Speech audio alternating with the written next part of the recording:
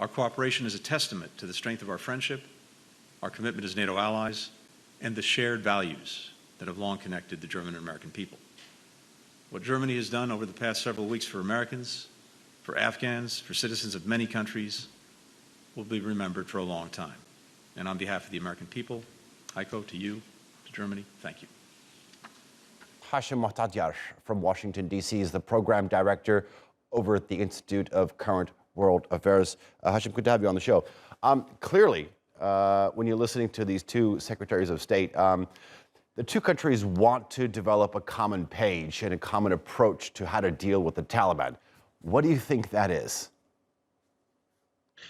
Well, first of all, the United States, its ally from the NATO and also from the European allies, they do not have those buttons to pressurize the Taliban. The NATO forces, neither the United States, they do not have forces on the ground. They do not have personnel on the ground.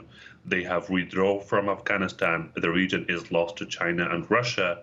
Of course, the Taliban themselves there. So there's no means and methods to pressurize the Taliban. Of course, the expectations are there. The United States, the Germany, and the NATO allies, they all want like what the Taliban should do and what the Taliban should not do. But at the end of the day, Hashim, I'm sorry, they may not have troops on the ground, but pardon for interrupting, but they have over about $10 billion of frozen assets overseas. This is a country that is cash-stricken. Its economy is in shambles. It needs money. So isn't this an instrument of power? No, it is not.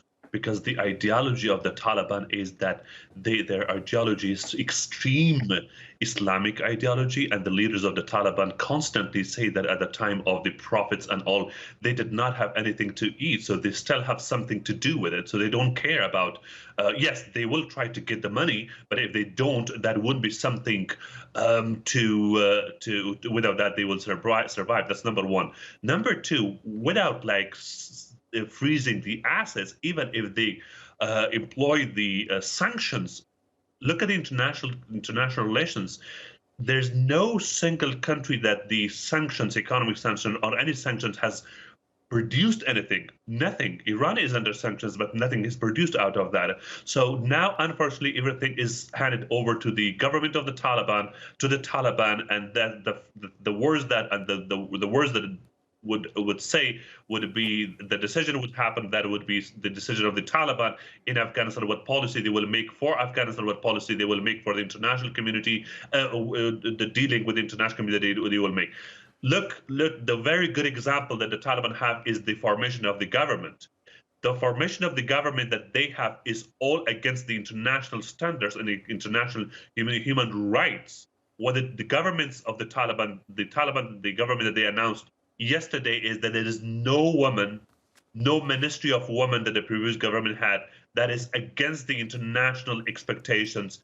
Only one Tajik and one Uzbek is part of the government. There is no Hazara, where Afghanistan is the house or the home of millions of Hazara, but there's no representatives of Hazara in the government.